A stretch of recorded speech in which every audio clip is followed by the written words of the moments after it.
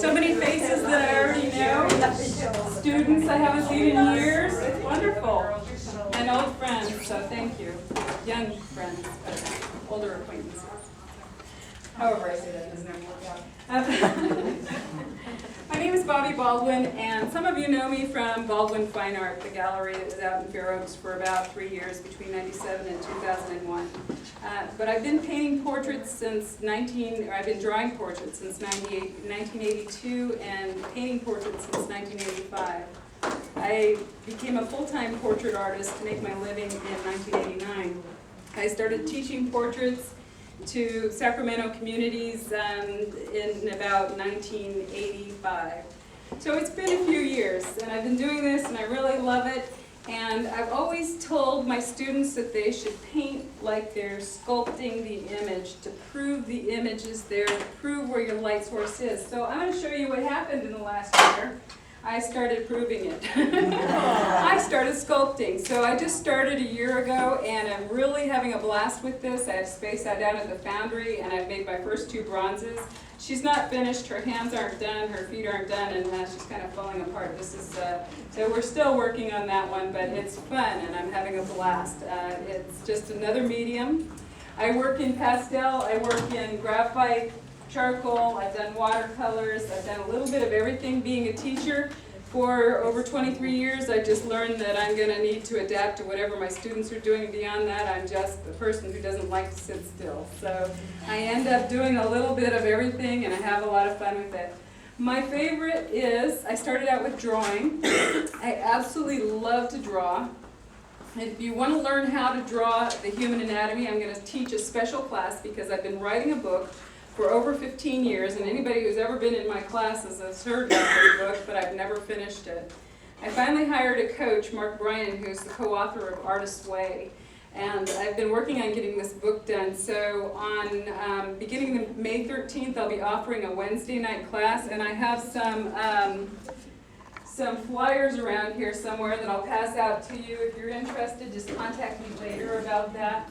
And what it is it's going to be a 2-hour lecture once a week for 12 weeks while I videotape it and do all kinds of demos, and all of that will be used in my book. So if you want that, I'll just have this passed around, and you guys can take one of those, and or we can leave them on a table somewhere, and you can pick that information up.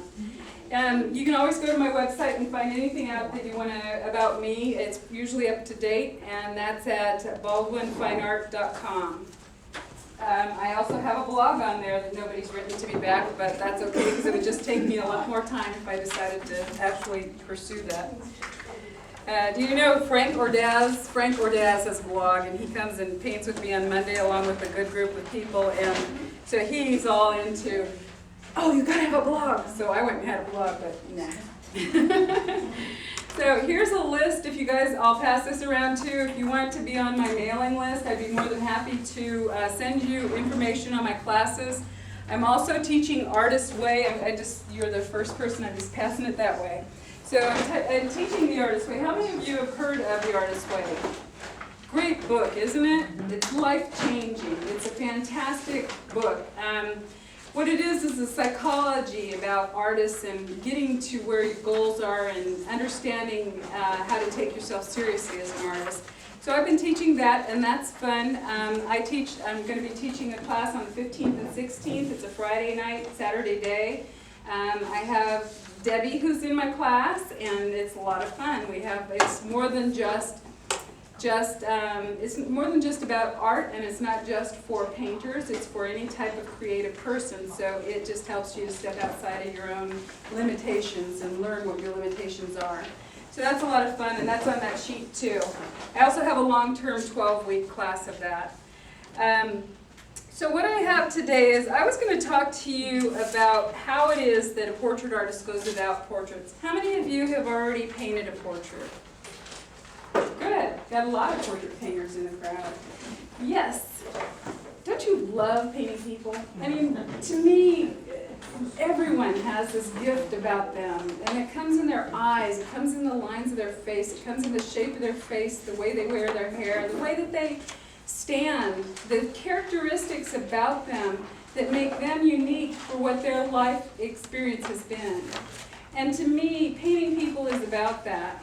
The first time I decided that I had the best job in the world was when I walked away from delivering a painting to a man who owned a jewelry shop downtown, and he cried when I handed him the painting because it was of his mom, and I had captured her well enough that he felt her there.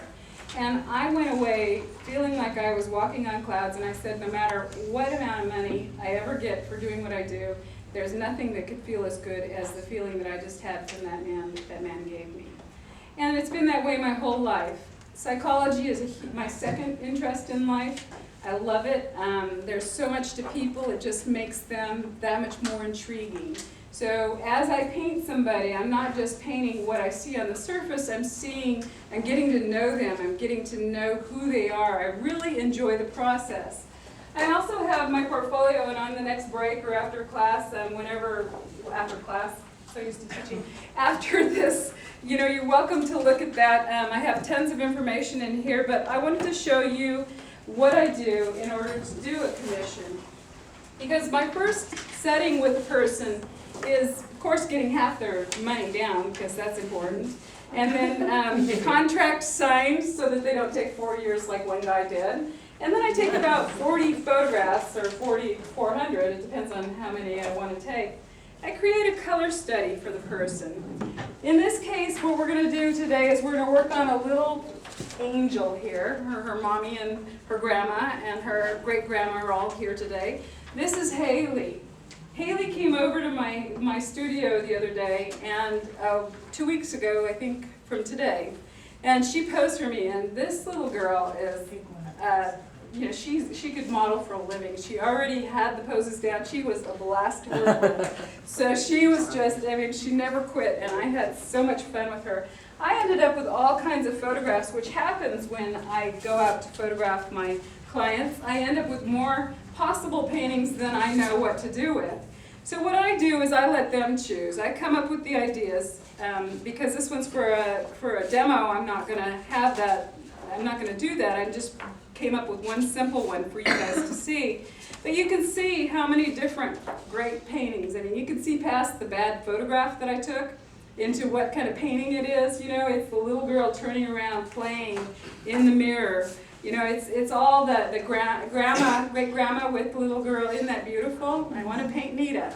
I had to give her permission.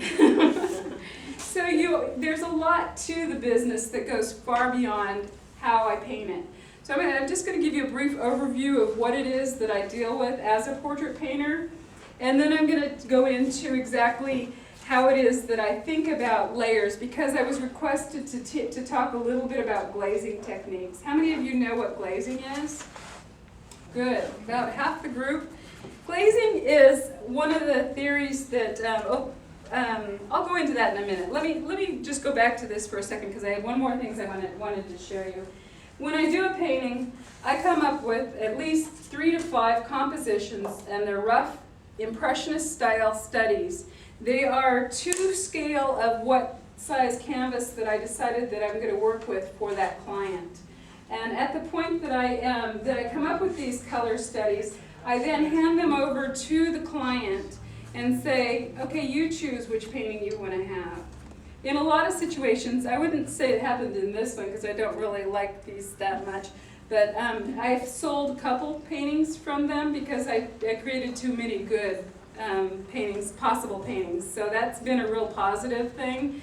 A couple of times I sold an extra painting because of it. A couple of times I sold the color studies themselves to hang next to the painting. It's been fun. So I like that process. Plus, it takes the weight off of my shoulders as to which one I really want to paint and which one's going to please my client.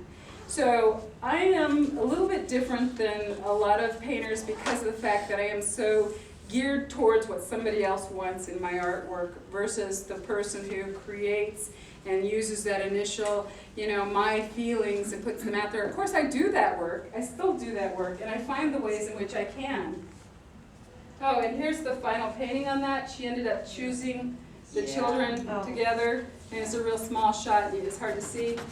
I also use a lot of symbolism in mine, but that's a whole other discussion, so we can talk about that later if you're interested in symbolism. I love symbolism.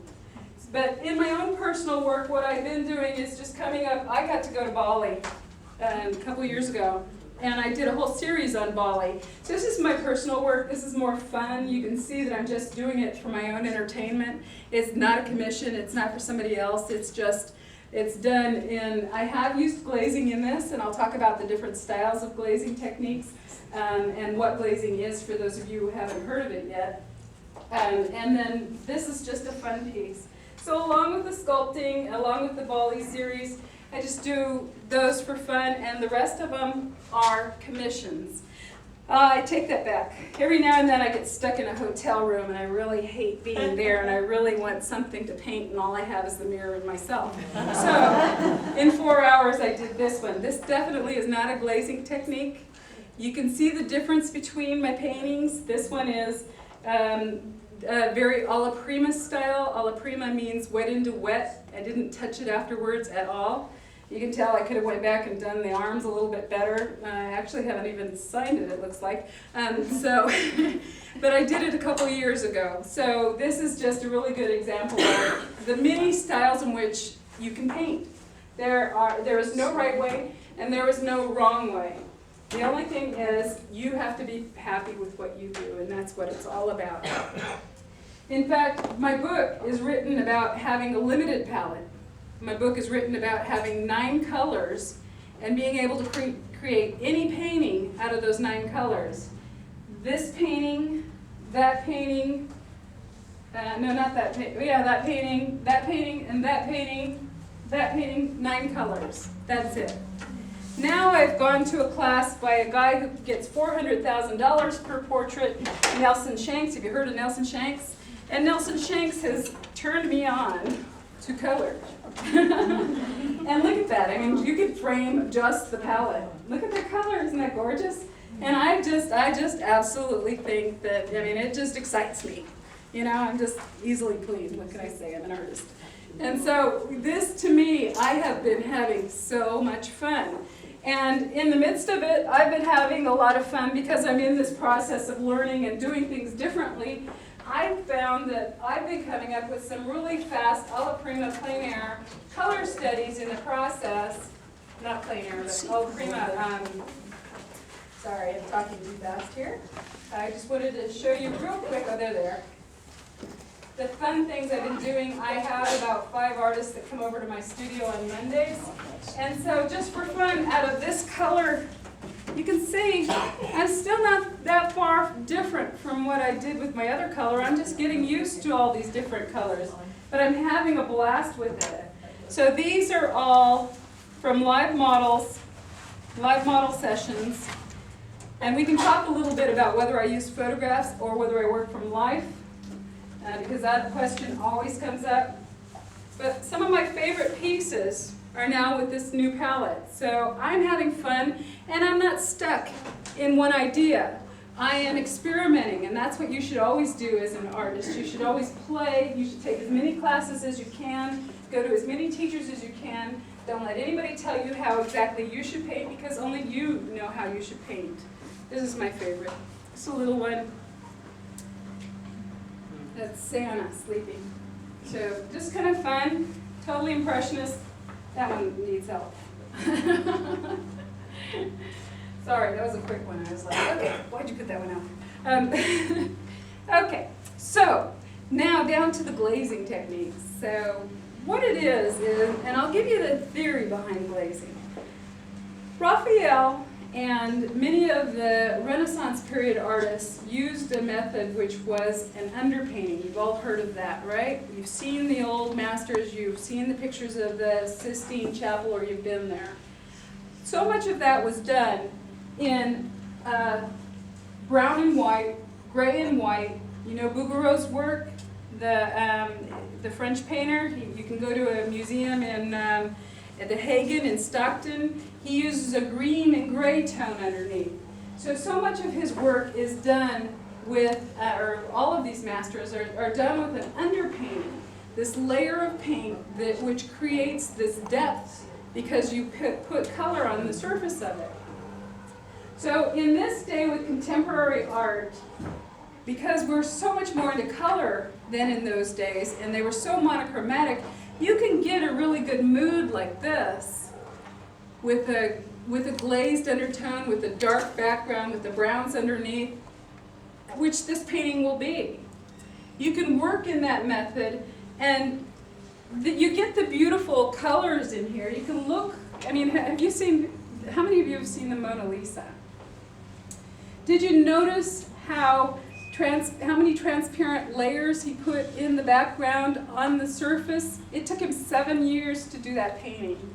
I met a man one time who did a painting that he said he had 100 layers. He counted over his painting. It was a gorgeous painting, but he did one in his lifetime.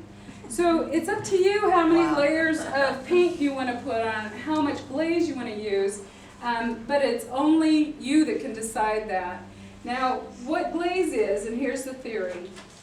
Glazing is, in their day, they used a lead-based primer.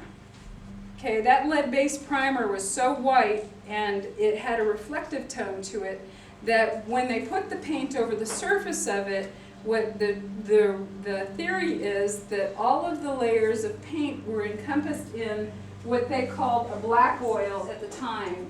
Black oil was something that was cooked up and is very dangerous, and the recipe is in one of the books I have that I can tell you what the name of that is if you really want to do it, but I'm not that glutton for punishment, and I don't think you guys are either.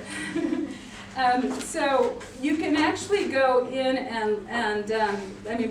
okay, so they were using this primer, and so gallic light and liquid are very good replacements for that type of oil.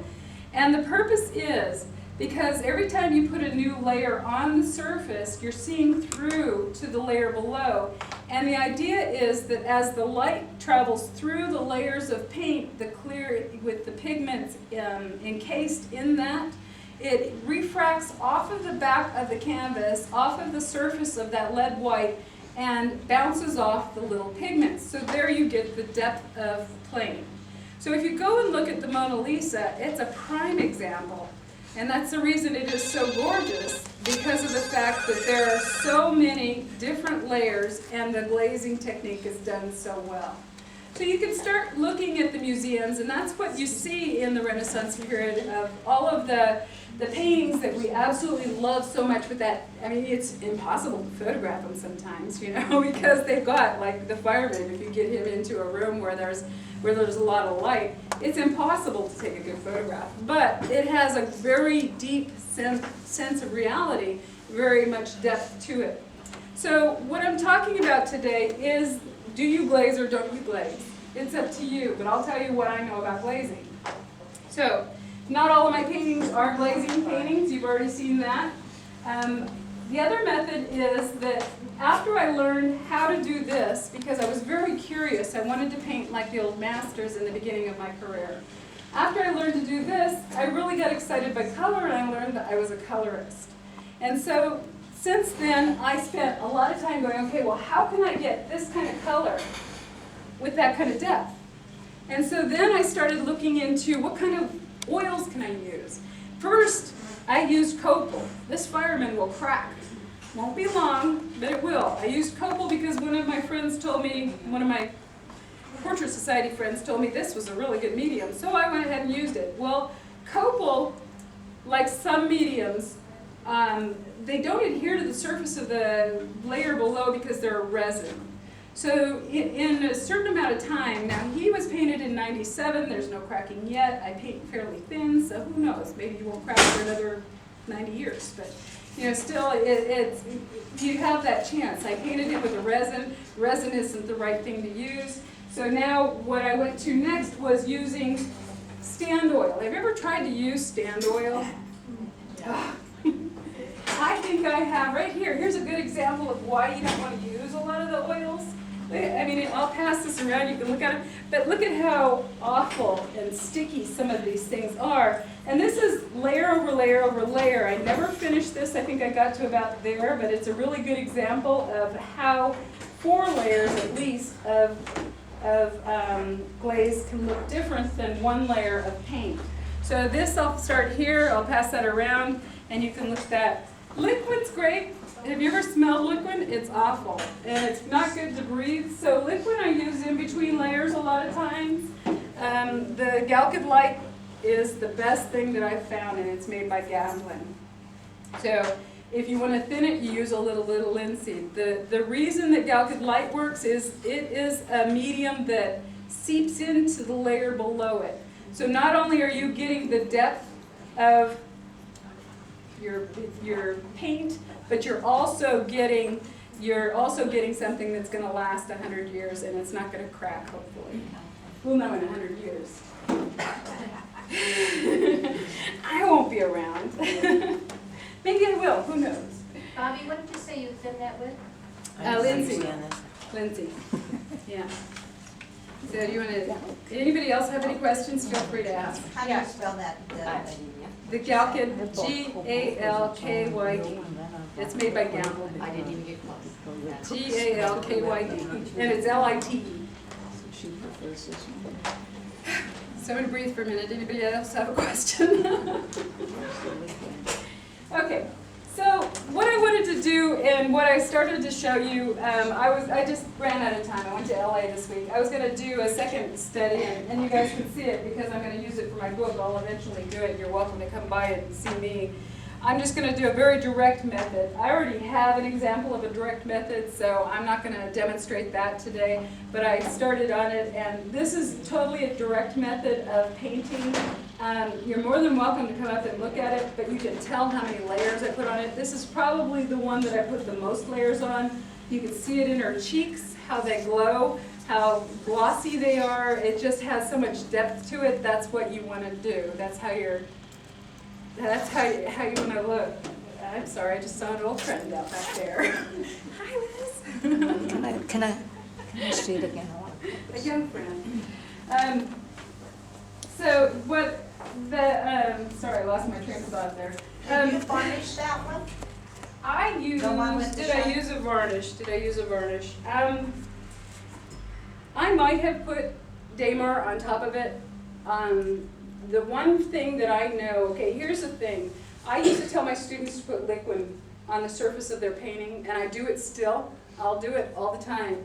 In between, I said I'll go over it when I have flat spots, meaning a spot that the oil has dried out of it, and a glossy spot next to it. It's really irritating because you can't tell the depth of your painting yet. So you need the whole thing to be one consistent sheen. So in that case, I will use liquid. When it's totally dry, I'll take a foam brush and I'll wipe the whole thing with it. But you can't finish a painting with liquid. And the reason is because, and I paint as though I'm going to be in a museum. And who knows whether I ever will be, but that's just always been my theory. I'm going to paint as though I'm going to be in a museum. So with that theory in mind, the reason that you wouldn't want to use liquid on the surface or any other medium other than a Daymar varnish is because when they go to restore it, when they take that off with mineral spirits, they're going to be taking your paint off. So with a Daymar varnish, they can take it off really easily with the mineral spirits and it won't affect your painting. So that's the reason that you would want to seal it with a Daymar varnish versus a liquid or anything else. And in that case, I do believe I did put a Daymar varnish on that one. I actually used a golden varnish, come to think of it. Golden has this wonderful acrylic that I was using, and I tried a satin and it flattened it out. Yes, and then I used a gloss. So yes, that does have a final varnish. It isn't a Daymar, it's the golden. Golden has a final varnish that I can get you the name if you write to me on email and I'll send it. If you turn that canvas over, you can see exactly, I kept notes on what I was using and when I put it on. So it tells you what color and everything. I just realized that. I did that quite a few years ago. So this one right here I taught a Grizzle class. Grizzle is specifically a French word that means gray. It's a gray tones, right? So this isn't necessarily fully gray. What I did was I used brown where my color is warm and gray where my color is cool. So you have bistre, which is bistre, B-I-S-T-R-E. I'm not sure what the meaning was, and the way that I was told about it, it didn't translate to the right meaning that I was using it for. So I would say that I'm just going to call the whole thing Grizzle versus using the word bistre, although the bistre refers to the brown tones versus the gray tones. I had to do some more research on how that's used. Here's a really good book. I haven't practiced from this book. I just know that my students have used this as a reference when they get into doing glazing techniques and Grizzle techniques where they do this underpainting. This can be a real headache if you're not into doing layers of paint, if you're not into the old master style. And by all means, there's a right way and there's a wrong way. Everybody will tell you exactly, oh no, you're not. Well, this has like 5 different methods of the same type of study of doing this kind of layering of paint. And they all have their own ideas, and they're all from the Renaissance period. So you can see that it wasn't even one school of thought at that time. This guy, everybody's asked me whether he is sculpted by me. He's not sculpted by me. He came from the Sculpture Depot. His arms do come off, that's it. The Sculpture Depot, you can, if you're interested in getting heads and body parts and things to hang on your wall for reference, as in to draw from or to paint from, the white casts, they're wonderful. It's sculpturedepot.com. It's sculpturedepot.com. Okay? So, now, on her, I'll go ahead and get started. What I want to do is, first of all, when I come up to this, I've done all of this painting ahead of time and gotten to a point where she's ready to have a coat of paint put on her. The first layer, not only will it become a little bit matte, I'm not ready for the glazing techniques quite yet. The browns will show below from her, but it won't be the effect of a finished painting until I put on 3 coats from now. One of my students said, but my painting's so ugly. And I said, well, it's ugly between the point you start it and the point that you sign it. So don't worry about it. They go through this terrible stage, don't they? Are you using only transparent? Yes, thank you for asking that, yeah. Mostly transparent paint. When you get into, and in the book that I'm writing, and the 9 colors that I used in the beginning were totally transparent. I had alizarin crimson, permanent rose, raw sienna is more transparent than raw umber versus burnt umber. I used the Indian yellow. I still use quite a bit of the Indian yellow for my yellow. I barely ever use a lemon yellow because it's too opaque, but there are times in the center, because in the theory of doing your lights versus your shadows, in the classical work, you can look at their work, and always the shadows are transparent and the highlights are opaque. And I didn't do very, you can see in the arms I'm more opaque. That if you go into the museums and you're looking at the pieces, you'll notice that you can see right through to the canvas practically in their shadows.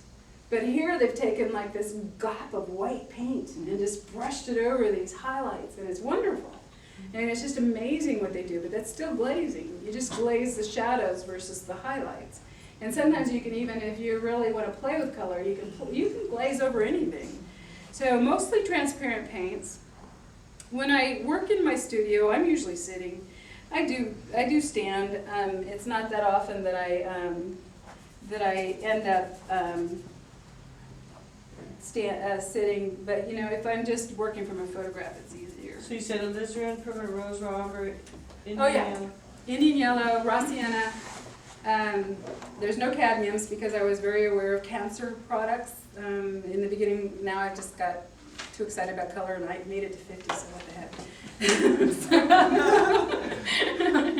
So yes, I have, let me, because I'm going to the left side of my brain, just a second. So I have alizarin crimson, raw sienna, Indian yellow, rose madder, raw umber or burnt umber. Either one of them is semi-transparent, but I'd rather mix red and green than using a brown.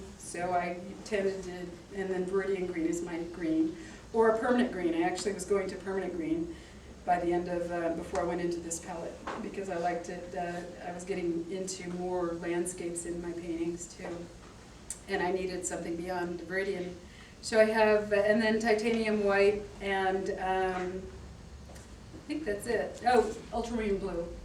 Yeah, so my theory is, in the way that I always teach, and the way that I make it simple for those who haven't used color a lot, who are just learning the theory of color, is you think about what color, if I want to match a color like her shirt, is that pure red? No.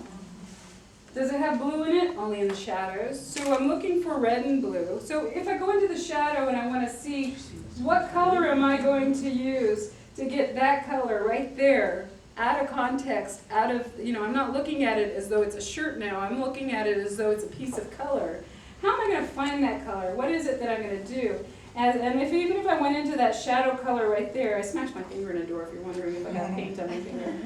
But that area right there is, what color is that? We know it's gray, we know it's blue, it's brown, we know it's some form of all three primaries. If you think about science and how we're taught to see that we see red, yellow, and blue primary colors, and all we see is secondaries, and everything else is a variation of those three colors. So when I work with 9 colors in my palette, I know that I can come up with this color. I have a warm and cool of the yellows. I have a warm and cool of the reds. I also throw in an opaque red for the center of the highlight. Every now and then I'll use a scarlet red, or a scarlet red lake. So that was the only one. It was not a cadmium. So in that case, now that was the full extent, and I painted with that until last summer. Only last summer, so 22 years I've been teaching with that palette. I still teach with that palette. I don't, if they want to bring in more color, they're more than welcome to, but that's where I take them, just because they're just learning, most of them. And, except for Anita. So, in this area right here, this area, is it brown, okay? Is it really, or is it a purple? And that's what I have to decide. So I have to look at things and I go, okay, which 2 primaries are the strongest in that shade? And then I teach my students to look at what 2 primaries are you looking at? And if so, add the 3rd primary in to get it a little bit darker than, so I would say that's a dark purple. Actually, if you look really close, that's a very dark purple in the cast shadow of her, between her arm and her body. So in knowing that, I help them to rationalize, because it's so hard to learn how to identify colors. If you use a simple process of getting color mixed, then it helps them in that method. So there's different people at different levels.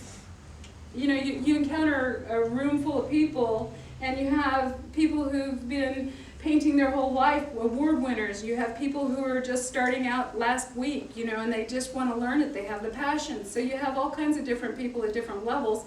And as a teacher, I need to make it as fast a process as possible to get these people so that they get to start going and moving into the areas where they are feeling their own artistic, creativity.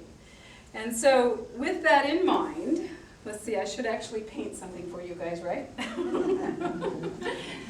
This is a little low, and bear with me because I have to stand in front of it, and I know that you can't see what I'm doing, so I'm going to just demonstrate a little bit of what it is that I'm going to do, and just do it on her shirt, because her shirt is what's important to me right now.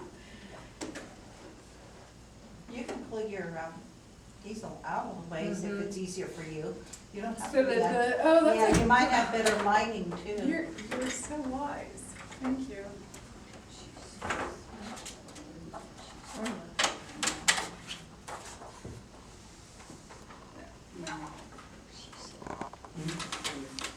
There you go. All right. Otherwise,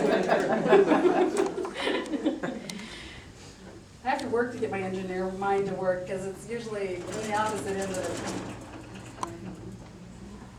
Have you ever noticed noticed you have to be an engineer to operate an easel? I love it when I get a new student in the class or a young artist and I go, here, put this up.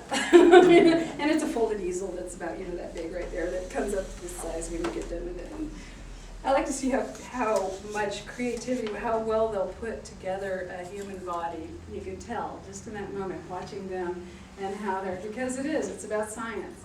When you get a portrait off, it's a millimeter. It's all about those little increments that have to be just precise to get a likeness. I mean, I've had so many parents standing behind me, and one parent will be going, oh no, that's her. And the father will be going, no, there's something about a smile. No, he sees her on the weekends when she's tired and she's ready to go to sleep, or late at night. There's just something about her smile that's different, and you know that, and it's okay. You have to honor that person and say, okay, what is it that you see? What is it that I can change that's going to make you feel like this? And so I have to play with millimeters. I mean, literally. I had a man do that one time. It was so interesting. He owned an insurance company and was very, very in control. So you just play with him. Okay, I can do this for you, yes. Okay, so I'm using liquid right now as my medium just because that's what I have in my cup here. They both actually, I interchange them both. I have not heard that you shouldn't, so I just actually use both of them together, liquid or Galkid. Just for the sake of drying time today in my first layer, I'm going to use some liquid. So this is a little bit too red, but as you can see, you guys, how many of you have painted reds and went, oh my gosh, how the heck do you paint a red? This has got, Nelson Shanks has this wonderful color. If you want to play with color, get a tube of Perylene. It's P-E-R-Y-L-E-N-E, Perylene red. I think that's the best color I've ever found in my life. There it is. P-E-R-Y-L-E-N-E. It's beautiful. It's somewhere between a cadmium red, it's transparent, but it's somewhere between a cadmium red light and a permanent rose. It's got this gorgeous color about it. What brand is that? That is Gamblin. Same one that makes the Galkid light. Try that. I had never heard of it. So I'm just putting in some shadows over what I have on this blouse already. And I actually, if I wanted to do it just from this stage right now, I could just take over what I've already painted, and you could see what happens if you just put a glaze over it. You already have some depth, just because you have that layer below. But it's not going to be the right temperature over the whole thing.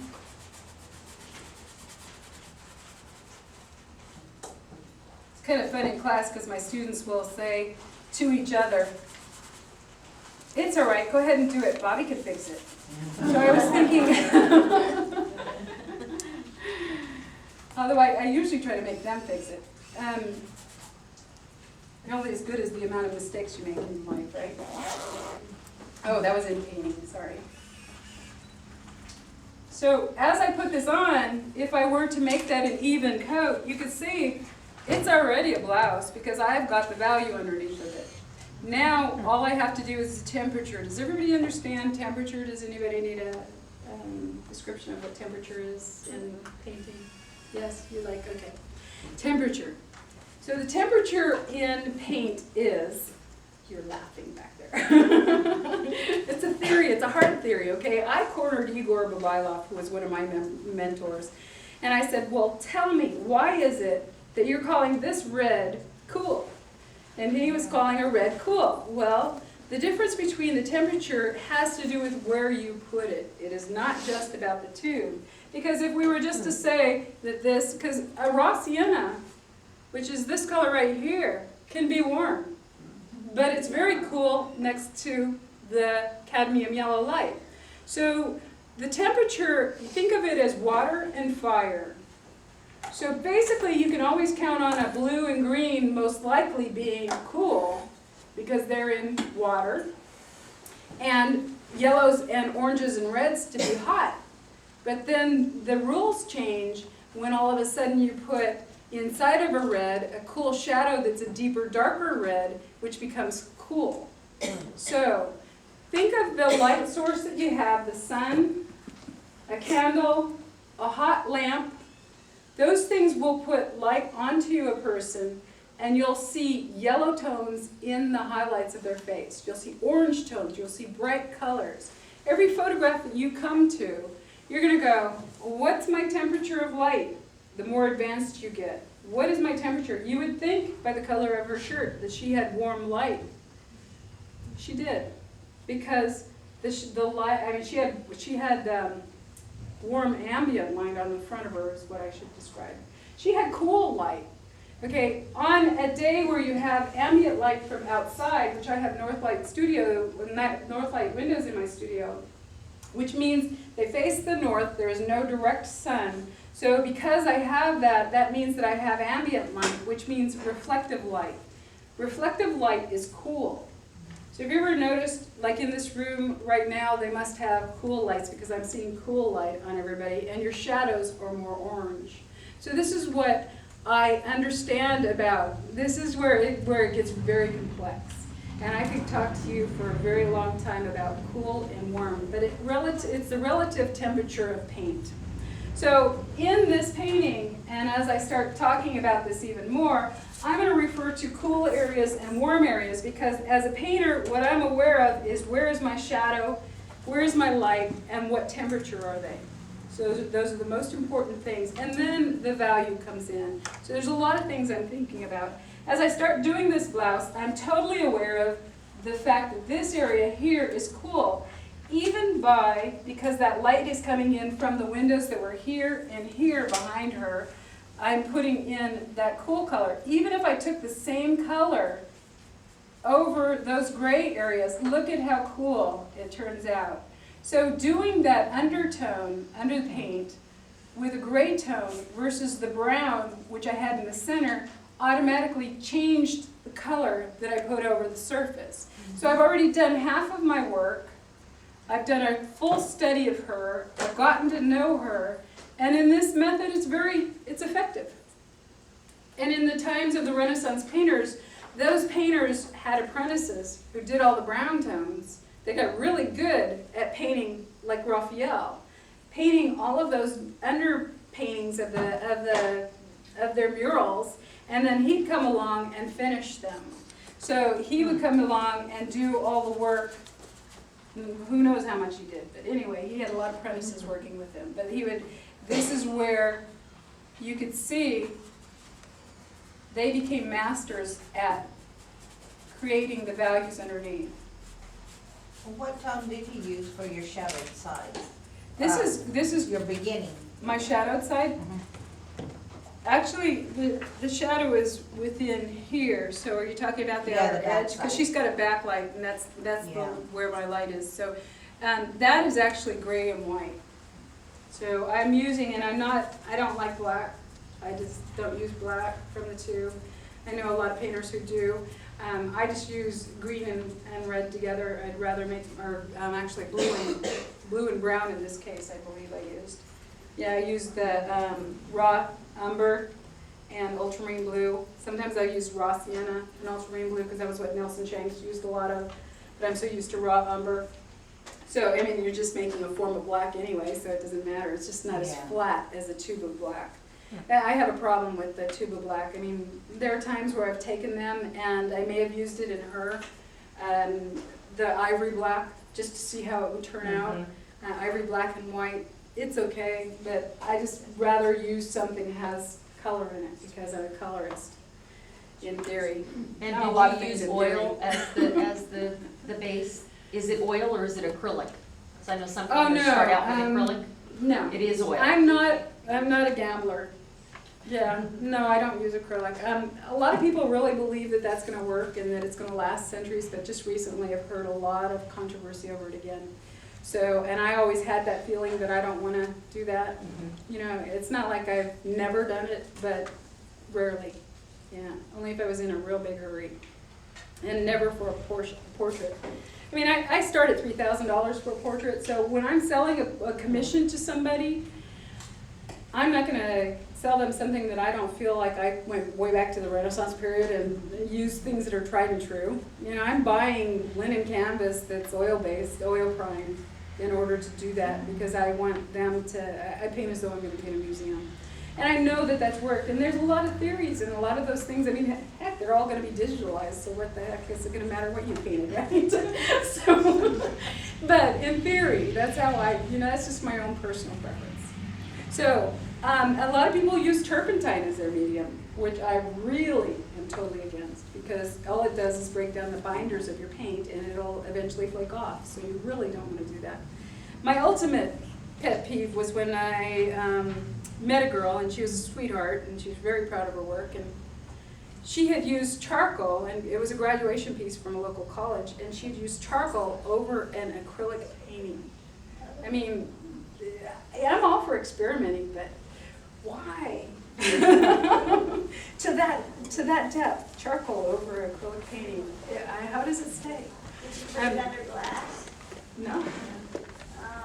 No, it was like, okay, she's experimenting. Excuse me, what kind of gray do you use for the underpainting? It was black and brown, it was brown and blue together with white. Brown and blue and gray. I don't use black, yeah. I No, use but like, gray, but gray, I thought you bought the gray. no, I'm mixing it. Actually, Yeah, so it's burnt umber and, or burnt umber or burnt sienna, either one. It doesn't matter because you're making a black with ultramarine blue. And you know that the only difference between brown and black, brown and gray, you're welcome. The only difference between brown and gray, if you're thinking about the purest, the color theory of red, yellow, and blue, your primary is making every color in the world. A little bit more yellow and red in a brown, a little bit more blue in a gray. That's it. All they are is a combination of those three primaries. Just a simple idea right there that makes it all seem so simple. So how are we doing for time? We still have some time. Good. I think I'm talking fast. I think I'm going to need to take a nap after this. So You can take a break. yeah, let's do that. Let's take a break. I'm going to get a drink of water, and you guys We can ask you questions. Okay, good. Yes. Yes. Yes. Is she gonna do 5 an actual minutes. scan or anything?